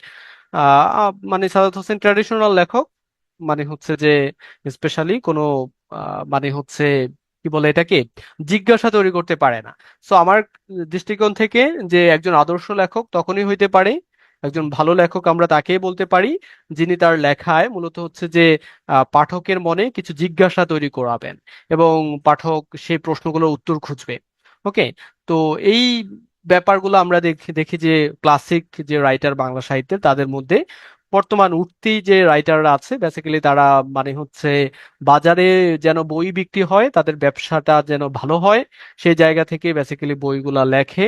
এবং যেখানে বেসিক্যালি রোমান্টিকতার ছড়াছড়ি, সস্তা রোমান্টিকতা, রোমান্টিকতা তো চোখের বালিতেও আছে তাই না? রোমান্টিকতা তো আমরা শেষের কবিতাতেও পাই, কিন্তু শেষের কবিতা চোখের বালির যে রোমান্টিকতা আমরা পাই, হ্যাঁ, সে চতুরঙ্গের মধ্যেও তো আমরা রোমান্টিকতা পাই। যে চতুরঙ্গের সর্বশেষ একটা লাইন আছে না, যে হচ্ছে স্বাদ মিটিল না পরজন্মে যেন আবার তোমারে পাই। ঠিক আছে। তো সেই জায়গা থেকে সেখানেও তো রোমান্টিকতা আছে, কিন্তু সেই রোমান্টিকতা আর বর্তমানের রাইটারদের যে রোমান্টিকতা, সেটার মধ্যে অনেক অনেক হচ্ছে মানে বিষয়। হ্যাঁ, নির্বাসনটা ভালো। হুম। বাট মানে হচ্ছে যে আমি পড়েছি কয়েকটা লেখা, আমার কাছে মনে হয় যে যে কথাটা এক বাক্যে বলে শেষ করা যায়, সেটাকে ঘুরিয়ে 3-4 পৃষ্ঠা বলতেছে, তো বলতেছেই আর কি। সো মানে হচ্ছে যে এটা, মানে হচ্ছে যে তার একটা আমার পক্ষ থেকে সমালোচনা, সাহিত্যের সমালোচনা, ব্যাপারটা অনেক দারুণ ব্যাপার। ওকে। তো আমরা মধ্যপদলোপী বহুব্রীহি সমাস যেটা আছে, এবং হচ্ছে আমরা যদি দেখি যে এটার সাথে আমাদের উপমিত কর্মধারয় সমাসের একটা মানে হচ্ছে মিল আছে, যে উপমিত কর্মধারয় সমাস এবং হচ্ছে মধ্য পদলোপী বহুব্রীহি সমাসের যে ব্যাপারটা আমরা একটু মনে রাখতে পারি, সেটি হচ্ছে যে আমরা জানি যে উপমিত কর্মধারয় সমাস, উপমিত কর্মধারয় সমাসে আমরা দেখব যে যে বিষয়টা সেটি হচ্ছে কি, সেটি হচ্ছে যে যে তুলনাটা হবে সেই তুলনাটা কি হবে, সেই তুলনাটা মিথ্যা হবে, তাই না? এবং আরেকটা বিষয় যেটা আমরা দেখব, সেটি হচ্ছে মানে বেসিক্যালি যে তুলনাটা করা হয় সেই তুলনাটা মূলত হচ্ছে যে মূলত কি হবে, সে মূলত উপমিত কর্মধারয় সমাসে উপমিত কর্মধারয় সমাসে মূলত আমরা দেখব যে তুলনাটা হবে কোনো একটা অঙ্গ, মানে আমাদের শরীরের কোনো একটা পার্টস নিয়ে মূলত হচ্ছে তুলনাটা হবে। যেমন ধরো আমি বললাম আহ সোনামুখ, চাঁদ মুখ, ঠিক আছে, চাঁদ মুখ। ওকে, চন্দ্রমুখ চাঁদ মুখ নিয়ে পরে কথা বলবো, অসুবিধা নাই। চাঁদ মুখ। তো এই চাঁদ মুখ মানে হচ্ছে যে শব্দটা কোন সমাস? উপমিত কর্মধারয় সমাস, তাই না? উপমিত কর্মধারয় সমাস। ওকে, এরকম আমরা যদি আরো উদাহরণ দেই, যেমন হচ্ছে যে তোমার বলতে পারি যে আহ পদ্মমুখ বলতে পারি। তারপরে হচ্ছে যে আমরা বলতে পারি এরকম আরো উদাহরণ হচ্ছে তোমার হাড়িমুখ ইত্যাদি উদাহরণ বলতে পারি। কিন্তু এই যে চাঁদ মুখ শব্দটার সাথে যদি আমরা ই প্রত্যয়টা যুক্ত করি, আমরা মনে রাখবো যে মধ্য পদলোপী বহুব্রীহি সমাসে সাধারণত ই প্রত্যয়টা যুক্ত হয়। কি যুক্ত হয়? সাধারণত কি যুক্ত হয়? দীর্ঘ ই প্রত্যয়টা। ঠিক আছে, দীর্ঘ ই প্রত্যয়টা যুক্ত হয়। তাহলে এই যে ই প্রত্যয়টা যুক্ত হয়েছে, এই ই প্রত্যয় যুক্ত হলে সেটা কি? মধ্য পদলোপী বহুব্রীহি সমাস। এবং পাশাপাশি যে আমরা দেখব যে মানে যে তোমার এখানে যেরকম গুণের ব্যাপারটা মানে হচ্ছে যে উজ্জ্বল, হুম, যে সাধারণ গুণের যে ব্যাপারটা আছে সেখান থেকে অঙ্গের সঙ্গে একটা তুলনা আমরা দেখব উপমিত কর্মধারয় সমাসে। কিন্তু মধ্য পদলোপী কর্মধারয় সমাসে আমরা মূলত হচ্ছে কি বুঝবো? আমরা মূলত হচ্ছে মানে যার সাথে তুলনা করা হচ্ছে মূলত হচ্ছে যে তাকেই বুঝবো। বোঝা গেল কথা? তাকেই বুঝবো, অর্থাৎ ওই ব্যক্তিটাকেই আমরা বুঝবো। যেমন ধরো আমি বললাম চন্দ্রমুখ, হ্যাঁ, বা চাঁদ মুখ আমি বললাম, কিন্তু সেটা এক সমাস। আর যখন বলতেছি চাঁদ মানে হচ্ছে যে মুখী অথবা চন্দ্রমুখী আমি যখন বলছি, তাহলে এখানে মূলত এই যে ই প্রত্যয় দিয়ে মূলত চন্দ্র অর্থাৎ এই ব্যাপারটাকেই মানে হচ্ছে যে বোঝানো হচ্ছে। বোঝা গেল কথা? বুঝতে পেরেছি? বুঝতে পেরেছি, অর্থাৎ মানে হচ্ছে যেই বিষয়টাকে বোঝানো হচ্ছে সেই বিষয়টাকেই মানে হচ্ছে যে বোঝাবে ই প্রত্যয় দিয়ে। ওকে, বোঝা গেল কথা? বুঝতে পেরেছি? ওকে, বুঝতে পেরেছি নাকি ভেজাল আছে? আবার বুঝাই, অসুবিধা নাই। Yes or no? বুঝতে পেরেছি মধ্যপদলোপী এবং উপমিত কর্মধারয় সমাসের মধ্যে পার্থক্যটা সহজে বুঝেছি আমরা। মানে উপমিত যেটা হবে সেটি হচ্ছে যে তুলনাটা মিথ্যা হবে, এটা একটা ব্যাপার আমরা বুঝেছি। পাশাপাশি আমরা দেখব যে মানে হচ্ছে তোমার মানে অঙ্গের সাথে তুলনা হবে উপমিত কর্মধারয় সমাসে।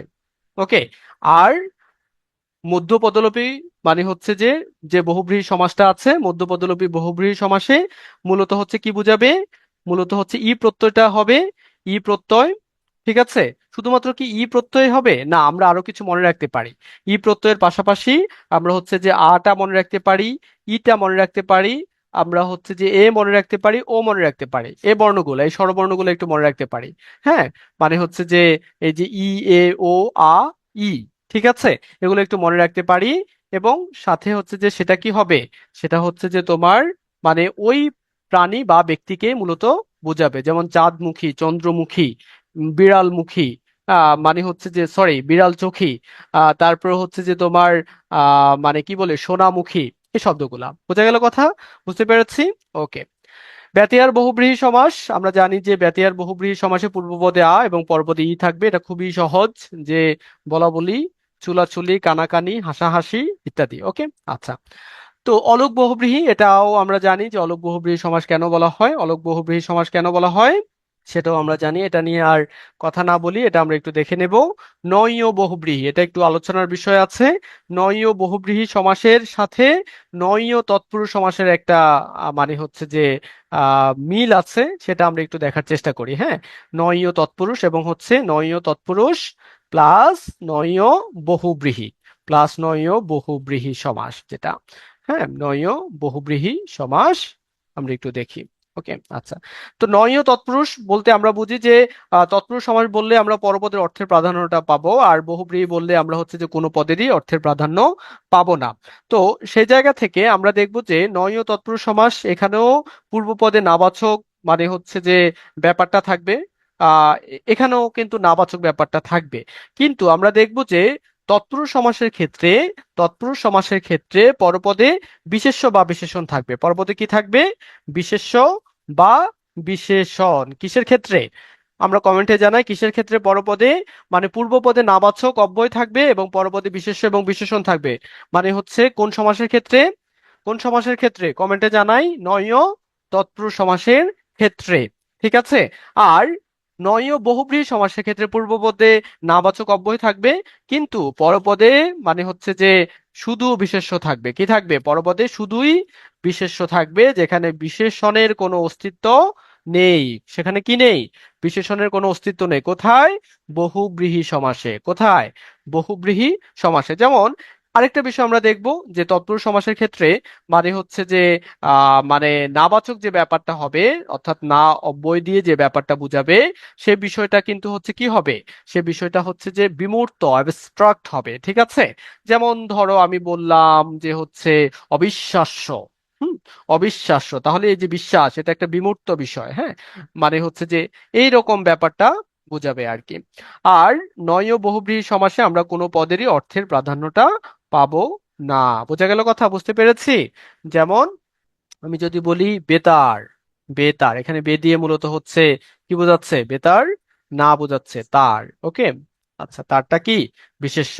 ওকে, বোঝা গেল? Yes or no? বুঝতে পেরেছি? নয় বহুব্রীহি এবং নয় তৎপুরুষ সমাসের পার্থক্যটা বুঝতে পেরেছি? বুঝতে পেরেছি? মধ্য পদলোপী বহুব্রীহি এবং উপমিত কর্মধারয়ের পার্থক্যটা বুঝতে পেরেছি? Yes or no? সবাই কি ঘুমায় গেছে? বুঝে নাই? আমি কি বুঝাইতে পারতেছি না? আমি কি ব্যর্থ? বুঝাইতে পারতেছি না নাকি? বুঝছি বিষয়টা। সুমি, জেবু, রায়হান, বুঝেছি, বুঝতে পেরেছি।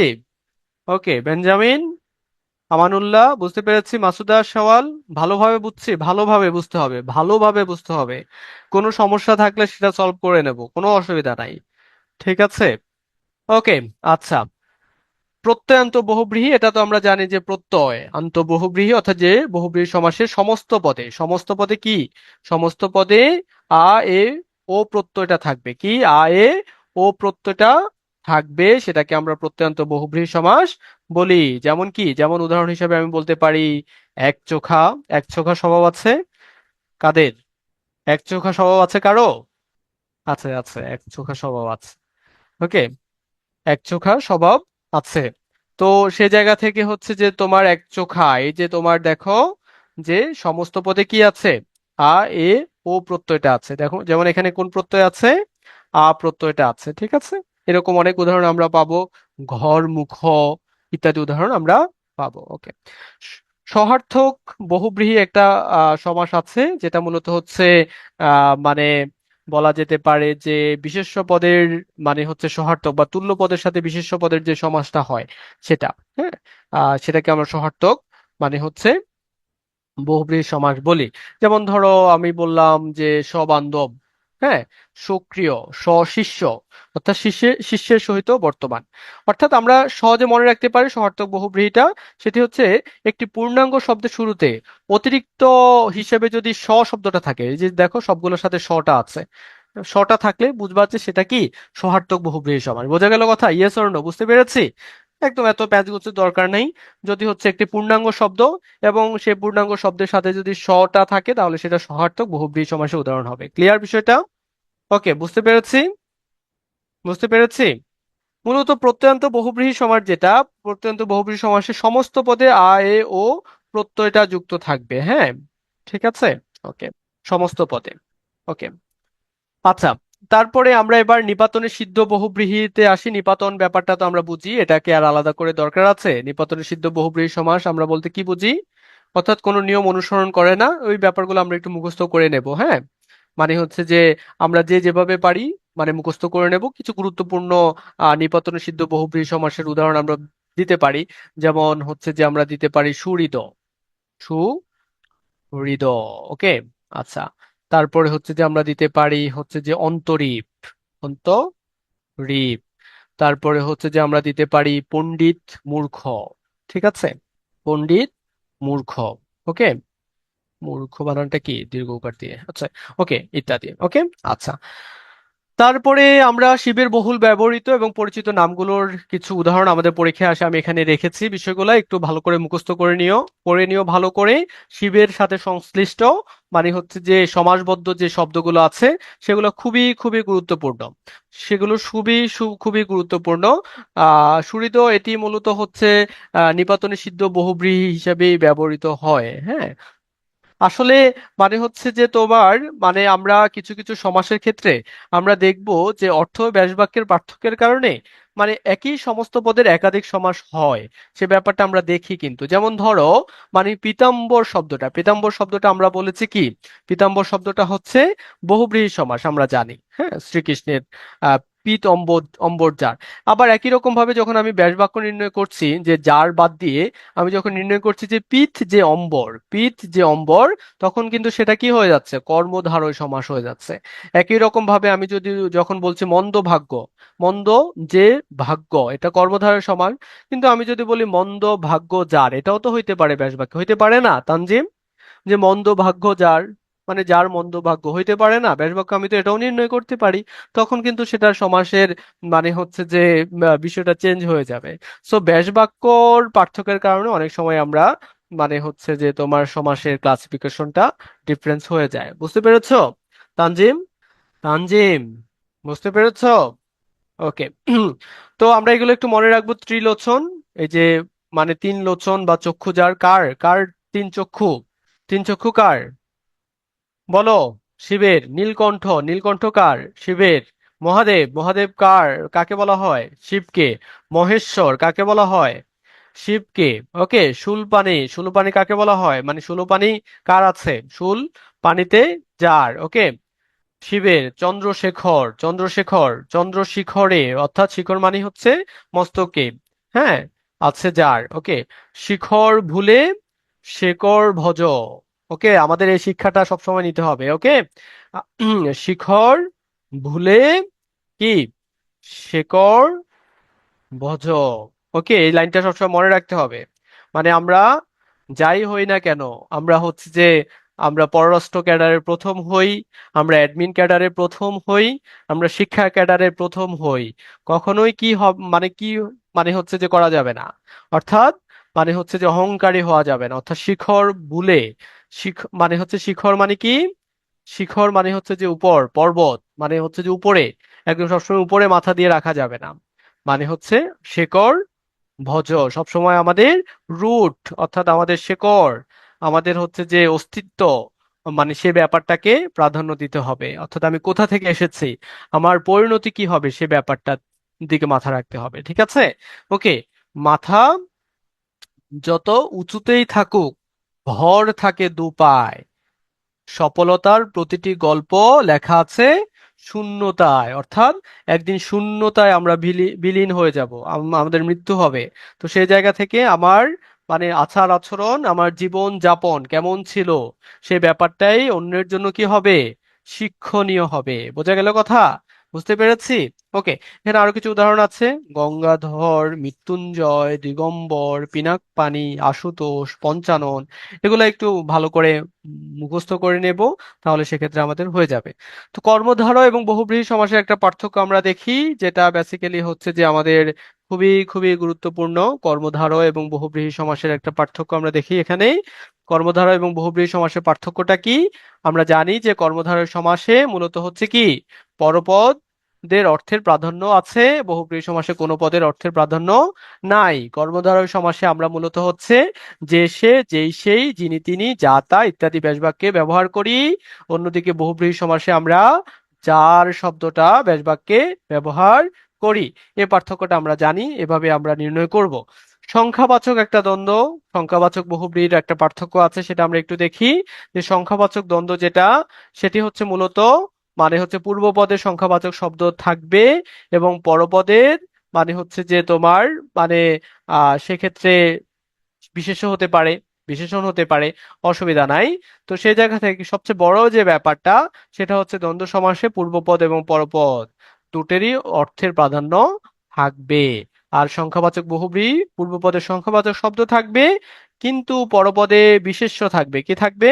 বিশেষ্য থাকবে। এবং পূর্বপদ এবং পরপদ কোনোটির অর্থ না বুঝিয়ে তৃতীয় কোনো অর্থ বোঝাবে। কি বোঝাবে? তৃতীয় কোনো অর্থ বোঝাবে। যেমন আমরা বললাম যে 10 গজি, 10 গজি, এটি কোন সমাস? 10 গজে এটি সংখ্যাবাচক বহুব্রীহি সমাস। এরকম ভাবে আমরা যদি বলি তোমার হচ্ছে যে মানে সেতার, সেতার শব্দটা যদি বলি, আমাদের অনেক বইয়ে হচ্ছে যে সেতার, এটা হচ্ছে যে সংখ্যাবাচক দ্বন্দ্ব সমাস আছে। তো সেই জায়গা থেকে সেতার মানে হচ্ছে যে এখানে কি, এটা সংখ্যাবাচক বহুব্রীহি সমাস। ঠিক আছে। আমরা অনেকেই এই ব্যাস বাক্য দেখি যে 3 তারের সমাহার, সেতার। ঠিক আছে। এটা দ্বিগু সমাসের উদাহরণ হিসাবে আমরা অনেকে মনে করি, দ্বিগু সমাস। ঠিক আছে, দ্বিগু সমাস বলি। ওকে, বাট এটা হচ্ছে কি হবে, এটার রাইট অ্যান্সার হচ্ছে বহুব্রীহি সমাস। ঠিক আছে, বোঝা গেল কথা, বুঝতে পেরেছি। উপমিত কর্মধারয় এবং মধ্যপদলোপী বহুব্রীহি সমাসের পার্থক্যটা আমরা বুঝেছি, এটা আমরা আলোচনা করেছি অলরেডি। উপমিত কর্মধারয় এবং মধ্যপদলোপী বহুব্রীহি, মধ্যপদলোপী বহুব্রীহি এবং মধ্যপদলোপী কর্মধারয় সমাসের যে পার্থক্যটা আমরা জানি, মধ্যপদলোপী বহুব্রীহি এবং মধ্যপদলোপী কর্মধারয়, এটার পার্থক্যটা কি, কে বলতে পারবে দেখি, বলো তো। মধ্যপদলোপী বহুব্রীহি এবং মধ্যপদলোপী কর্মধারয় সমাসের পার্থক্যটা, এটা তো আমরা জানি তাই না? আলোচনা দরকার আছে, আর আলোচনা দরকার আছে।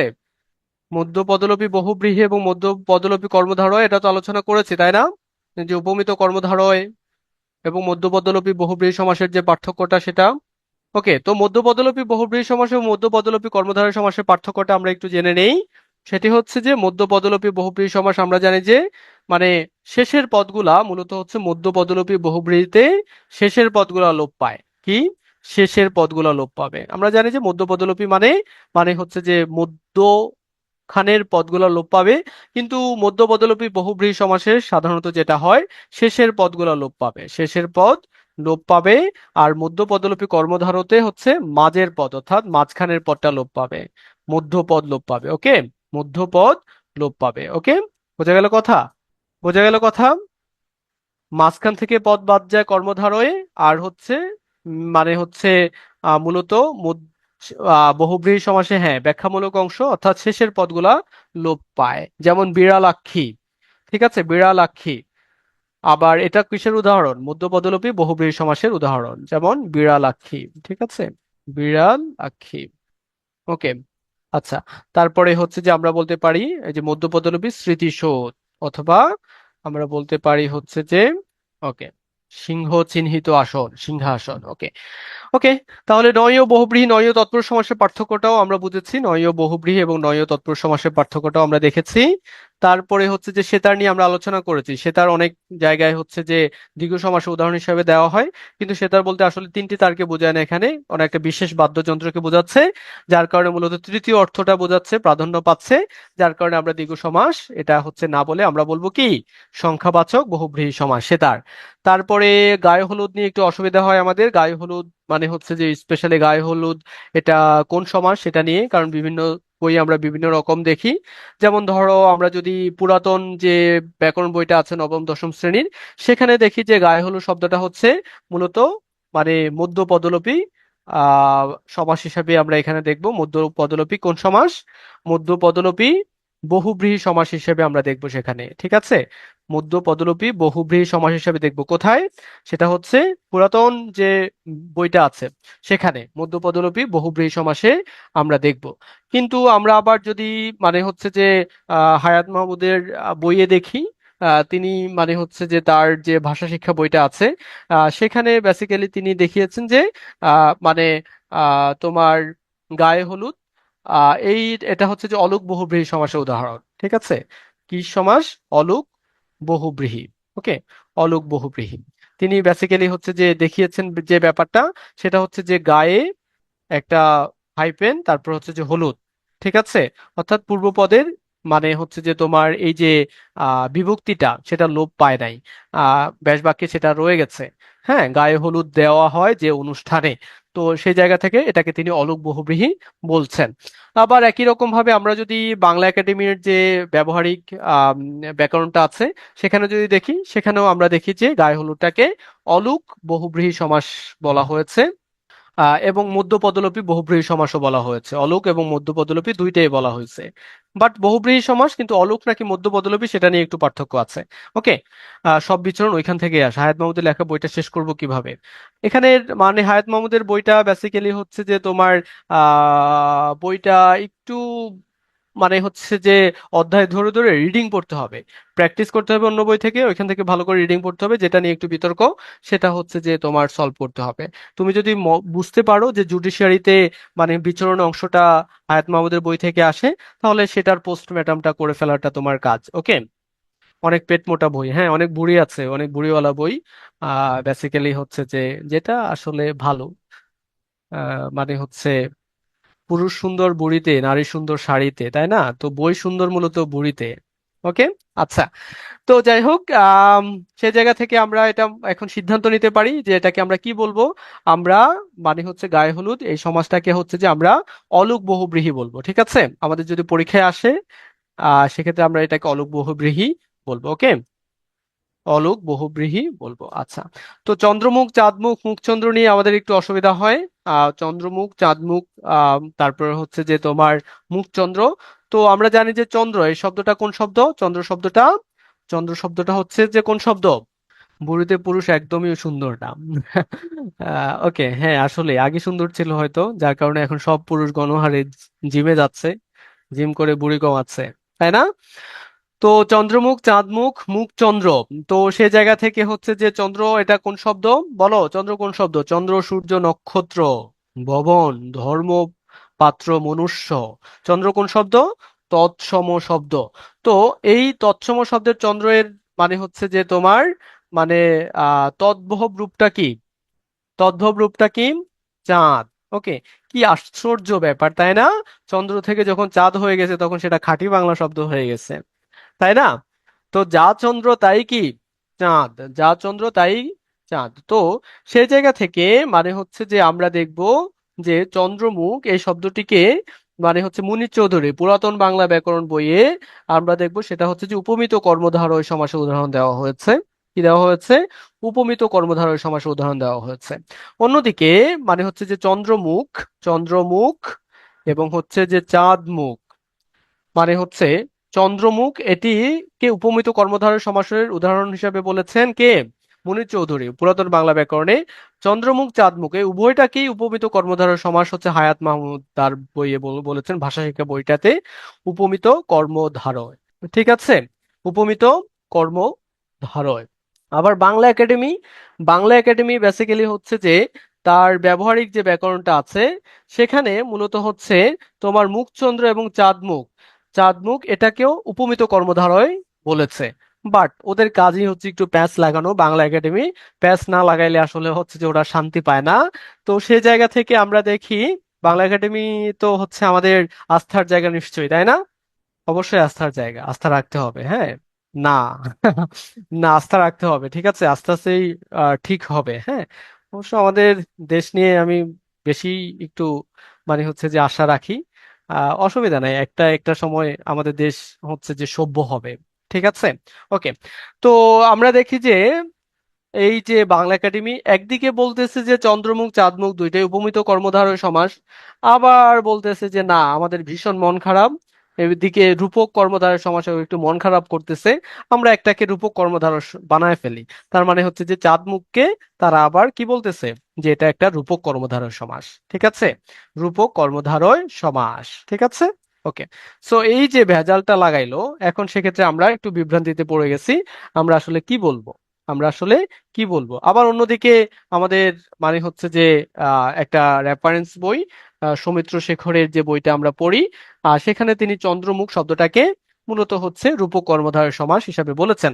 তো সৌমিত্র শেখরের মতামতটাকে আমরা প্রাধান্য দেব না, আমরা মূলত প্রাধান্য দেব বাংলা একাডেমি, হায়াত মাহমুদ এবং হচ্ছে মুনির চৌধুরী, ওনার মতামতটাকে আমরা প্রাধান্য দেব।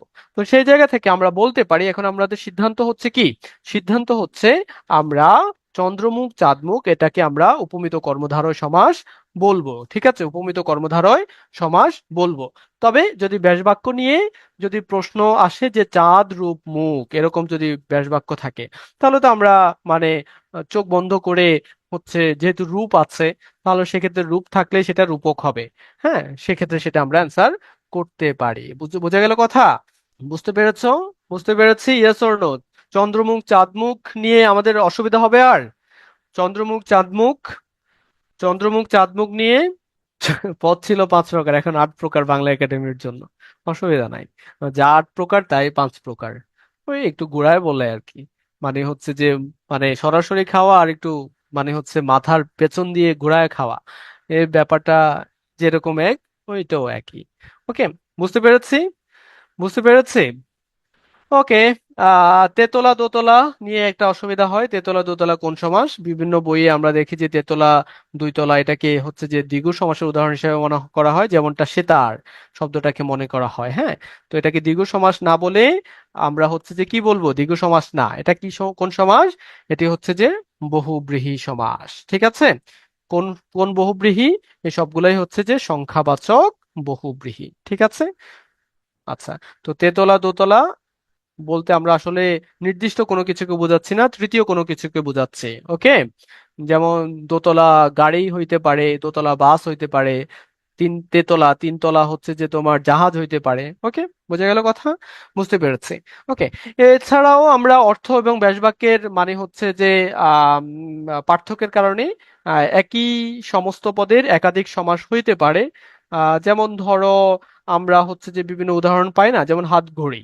হাত ঘড়ি উদাহরণটা, এখন হাত ঘড়ি এটা ব্যাস বাক্য, তুমি বললো তো একটা, বলো, তোমরা বলো, অসুবিধা নাই।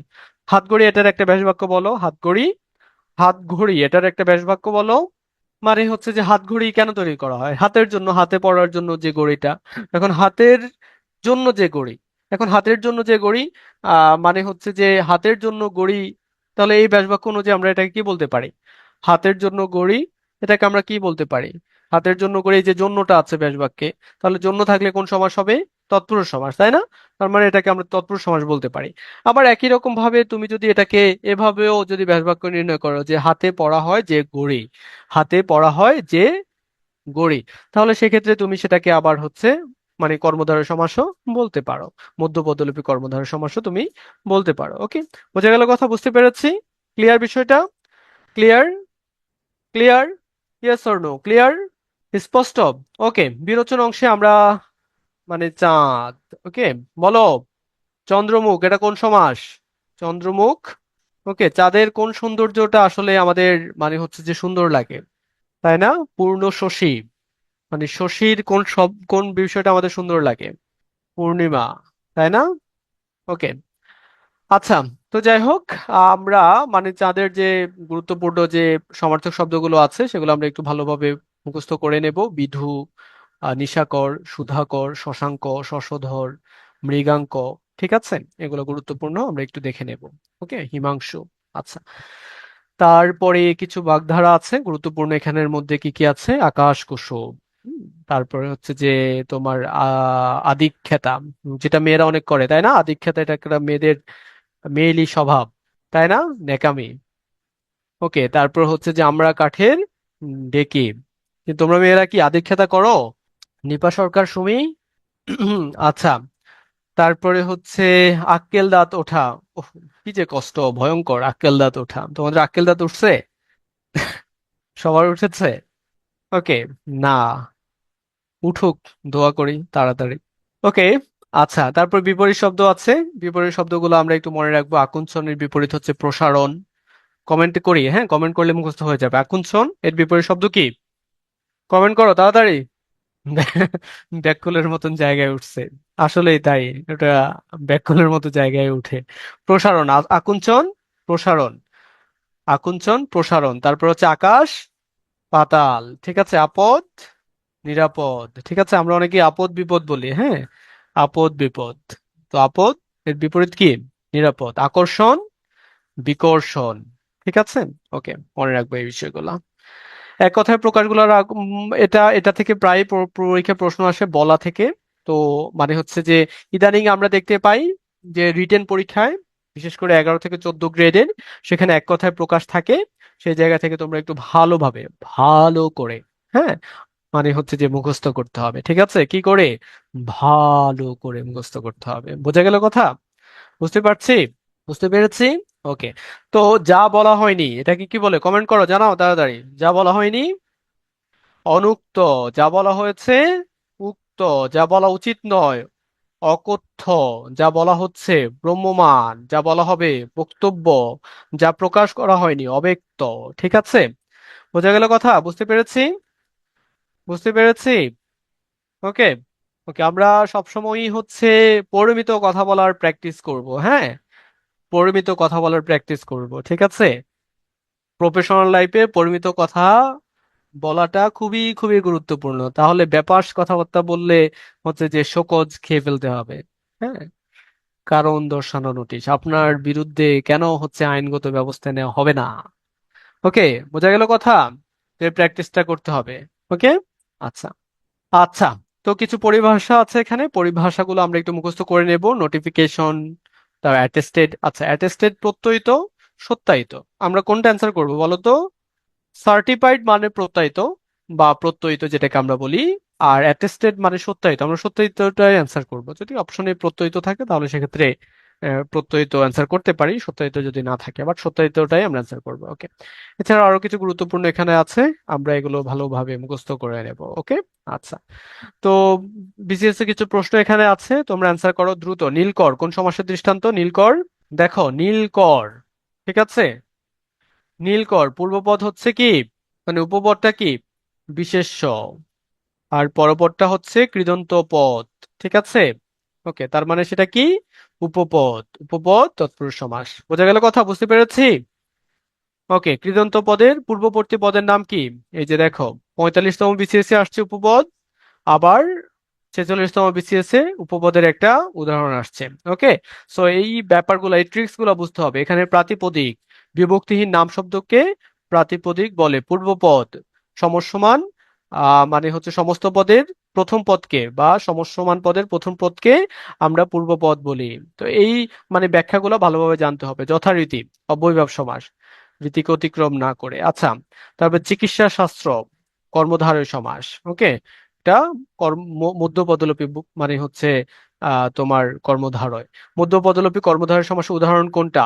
এই যে সিংহ ছিনিত আসন, 42তমতেও আসছে মধ্যপদলোপী থেকে, আবার 43তমতেও মধ্যপদলোপী থেকে প্রশ্ন আসছে। তো এগুলো একটু দেখে নিবা ভালো করে, উদাহরণগুলা। উদাহরণগুলো খুবই গুরুত্বপূর্ণ, খুবই গুরুত্বপূর্ণ। এগুলো একটু ভালো করে দেখে নিতে হবে আমাদের, ঠিক আছে? ওকে, ভালো করে উদাহরণগুলা প্র্যাকটিস করতে হবে।